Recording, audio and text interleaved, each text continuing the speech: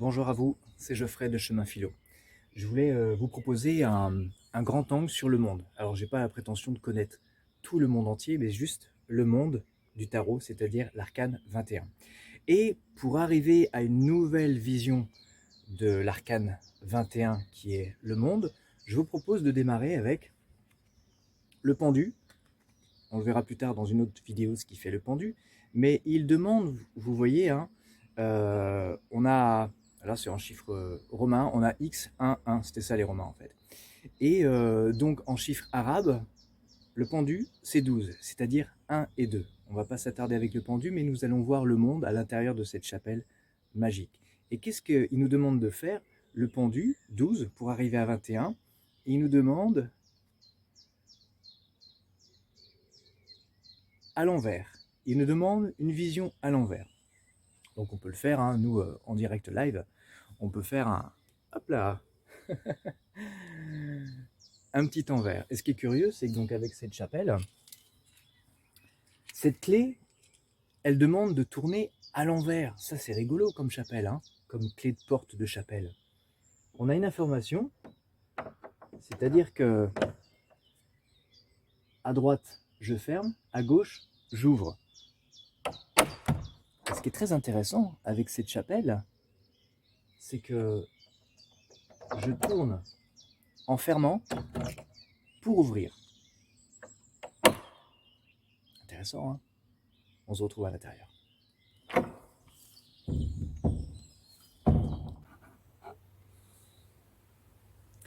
Alors, nous voici dans le monde de l'arcane majeur du tarot de Marseille, l'arcane 21. Vous avez vu, on était à l'extérieur, on était avec le 12, et on a inversé, et nous voilà ici, dans le monde, c'est-à-dire 21.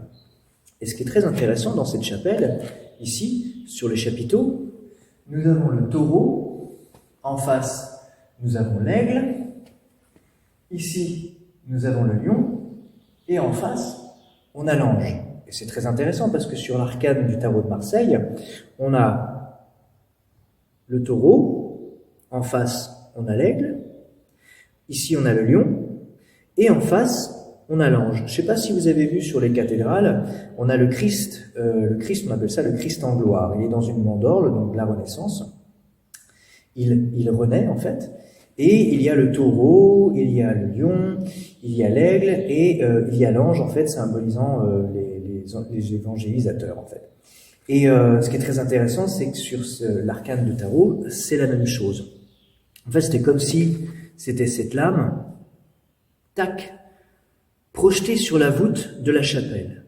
Et moi, je rajouterais sur la voûte céleste. Alors si maintenant je bascule en astrologie, sur la voûte céleste, en astrologie, sur le cercle du zodiaque, on a le taureau, qui est un signe de terre. Exactement en face, nous avons le scorpion. Le scorpion est un signe d'eau.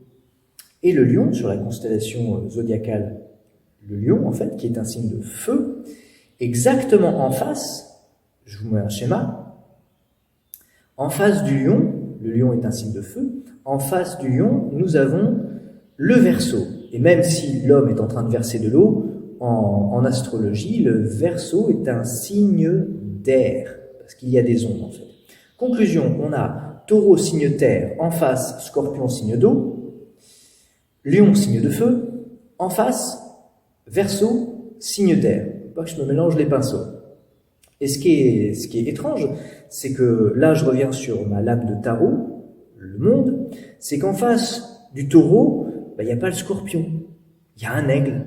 Et autant le scorpion en zodiaque, en astrologie, est haut, je suis désolé, l'aigle, il vole dans les airs. Donc en tarologie, l'aigle serait plutôt air.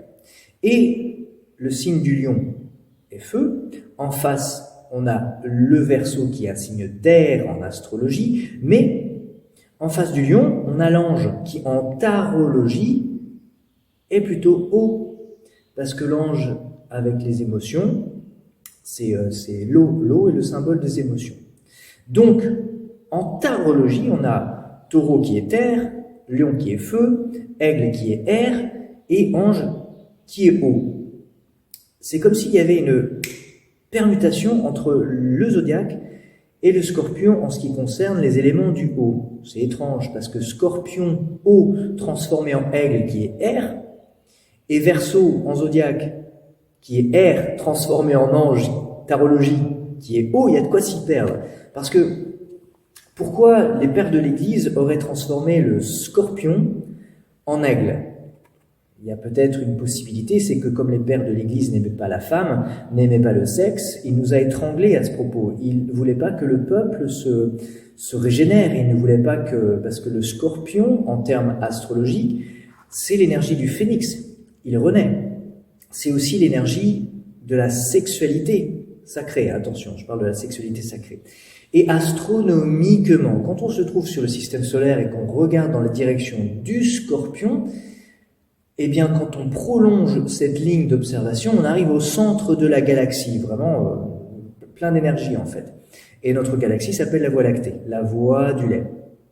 Donc le Scorpion a quelque chose de spécial et je me pose la question si les pères de l'Église n'étaient pas un petit peu complexés avec ça et ils peut-être auraient dissimulé l'énergie du Scorpion en aigle.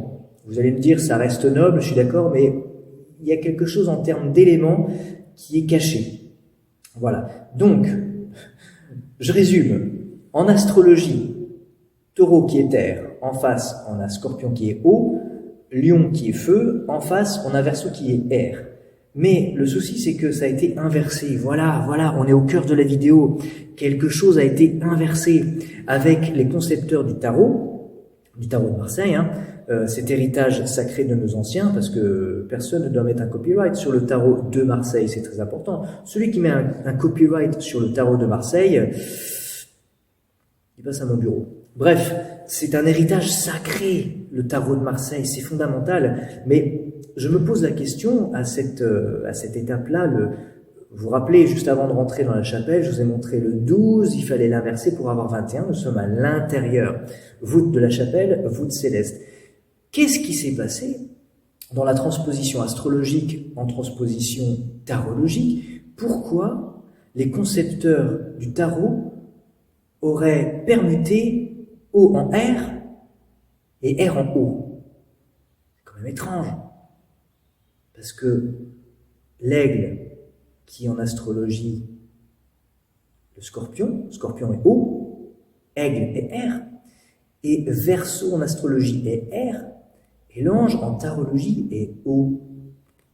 N'y aurait-il pas un travail sur l'eau à faire, sur les émotions? Parce que l'eau en symbolique, c'est les émotions. Terre, c'est corps, feu, c'est énergie, air, c'est mental, et eau, c'est émotion. Alors bien sûr, la plupart des mouvements thérapeutiques New Age disent que il faut se débarrasser du mental. Non, on a besoin de savoir ce que fait. Racine de 81, ça fait 9. On a besoin de se souvenir de se lasser les chaussures. Moi, j'ai besoin de mon mental pour savoir tout ça. Il faut pas du tout supprimer le mental. On en a véritablement besoin. Ce serait de tuer le père, sinon. On a besoin de notre père. Mais ce que je veux dire, c'est que je me pose la question, Chemin Philo n'a pas de réponse à vous donner, simplement des matériaux pour qu'on puisse réfléchir ensemble. Je me pose la question, pourquoi les concepteurs du tarot auraient permuté O en R et R en O? Je me demande si cette permutation serait pour nous aider, nous, peuple de l'Occident, on est beaucoup dans notre tête, je me demande s'il faudrait pas plus laisser la place à nos émotions, de faire un travail aussi émotionnel. Je pense qu'en faisant un travail sur les émotions, je pense qu'on pourra résoudre pas mal de choses dans notre mental, plutôt que de travailler à fond avec notre mental. C'est comme ça qu'on pourra résoudre nos émotions. Vous voyez ce que je veux dire dans l'inversion? Parce que c'est ça la clé. Nous sommes rentrés avec une clé à inverser dans la chapelle pour parler de ce sujet-là. Et moi, je me pose la question si les concepteurs du tarot avaient pas mis l'accent justement sur cette permutation. Bien sûr, nous avons besoin du mental, mais d'abord aller faire un travail sur nos émotions pour résoudre le mental et non pas l'inverse. Vous voyez ce que je veux dire? Avec l'inverse, c'est ça qui est l'important c'est ça l'important dans cette vidéo-là. De mettre l'accent sur un travail émotionnel, de laisser couler l'eau, et je pense que c'est comme ça qu'on pourra aider notre mental. Et non pas avoir trop de pensées, d'être dans un monde de pensées, je pense pas qu'on va pouvoir résoudre les émotions. Et c'est ça le sens de cette vidéo, poser la question pourquoi nos ancêtres concepteurs du tarot, ont mis l'accent sur la permutation du zodiaque en tarologie. Qu'est-ce qu'ils veulent mettre, où veulent-ils mettre l'accent et pourquoi? Ça fait peut-être un petit peu trop de questions pour vous, mais j'avais envie de vous faire cette petite vidéo parce que cette chapelle est quand même un trésor. Sur le plan architectural, voilà. Merci, c'était Geoffrey de Chemin Philo.